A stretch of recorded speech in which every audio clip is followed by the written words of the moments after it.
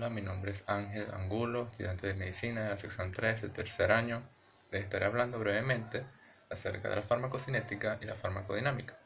Empezando por la farmacocinética, que es el estudio de cómo el organismo procesa el fármaco.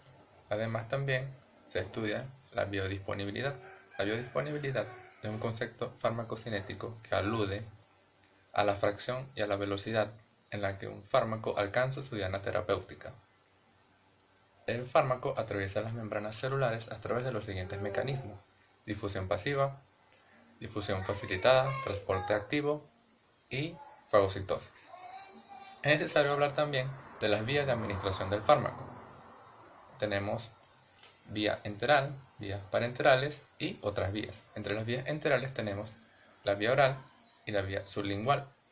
En las vías parenterales tenemos vía intravenosa, intramuscular, intradérmica y subcutánea. En otras vías encontramos vía transdérmica, de inhalación o tópica. En cuanto a los procesos, viene primero la absorción. La absorción es cuando el fármaco pasa desde el sitio de administración hacia el torrente sanguíneo. Cabe destacar que un fármaco administrado por vía oral alcanza primero el hígado y se metaboliza extensamente antes de llegar al resto del organismo, mientras que un fármaco que se administra a través de vía intravenosa alcanza directamente la circulación sistémica, teniendo acceso así al resto del organismo. El fármaco se absorbe a través de las siguientes vías: difusión pasiva, que involucra un transportador, pero que no es específica y no requiere de un gasto de energía. La difusión facilitada, que es llevada a cabo a través de un transportador transmembrana para transportar moléculas de gran tamaño. El transporte activo requiere de una proteína transportadora de igual manera, pero este a su vez requiere de un gasto de energía, que en este caso se da por la hidrólisis del adenosintrifosfato o ATP. Y la fagocitosis es un mecanismo que se lleva a cabo para absorber moléculas de un gran tamaño. El siguiente proceso a tomar en cuenta es la distribución.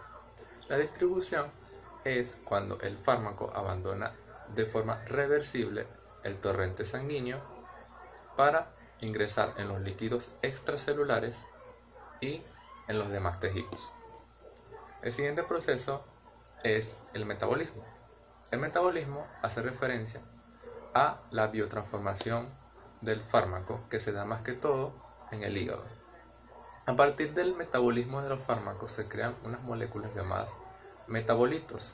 Estos metabolitos pueden mantener la acción original del fármaco o también puede verse disminuida o aumentada. Y el siguiente proceso y el final es la excreción, que vendría siendo la excreción del fármaco. El principal órgano excretor es el riñón. Sin embargo, hay otras vías de excreción de los fármacos, como lo son la leche materna, la piel, los pulmones, las glándulas salivales o lagrimales. La farmacodinámica, por su lugar, se encarga de estudiar los efectos bioquímicos y fisiológicos que puedan tener un fármaco en el organismo.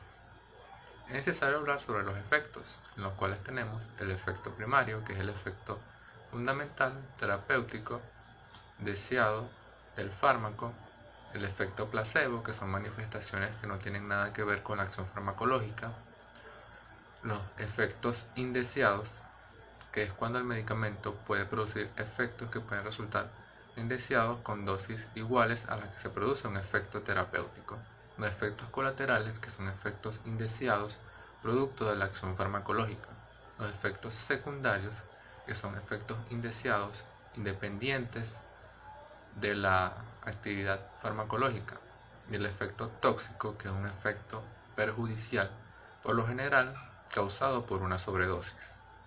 Es necesario hablar sobre las dosis. Una dosis es la cantidad de fármaco que se administra para lograr un efecto terapéutico. En las dosis encontramos la dosis subóptima o ineficaz. Es una dosis máxima en la cual no se aprecian efectos farmacológicos evidentes. Dosis mínima. Es una dosis pequeña en la que sí se empiezan a ver efectos farmacológicos evidentes. Dosis máxima. Es la máxima cantidad de dosis que se puede aplicar sin causar efectos perjudiciales.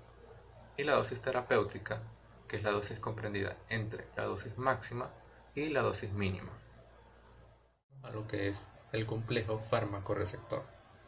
Las células del cuerpo tienen diferentes tipos de receptores. En las membranas de las células hay receptores específicos y que reaccionan con un agonista en particular.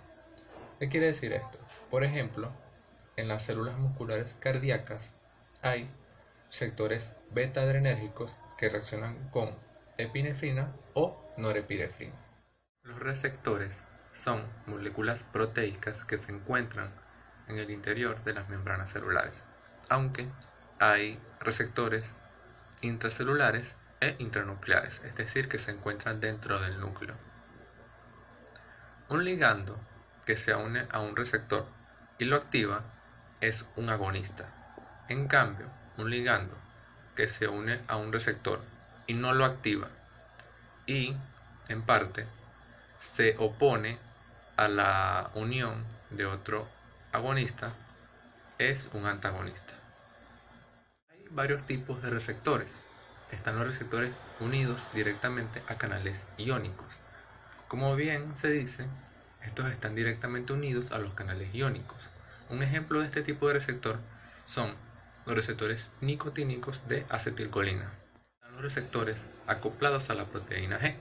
Estos son los receptores predominantes en el organismo, como por ejemplo son los receptores muscarínicos, dopaminérgicos, serotoninérgicos y opiáceos. Las proteínas G interactúan con los canales iónicos. Por ejemplo, los receptores muscarínicos cardíacos se encuentran unidos a canales de potasio y estos canales se abren cuando interactúan directamente con la proteína G, lo cual provoca un enlentecimiento de la frecuencia cardíaca. Receptores asociados a tirosina sinasa.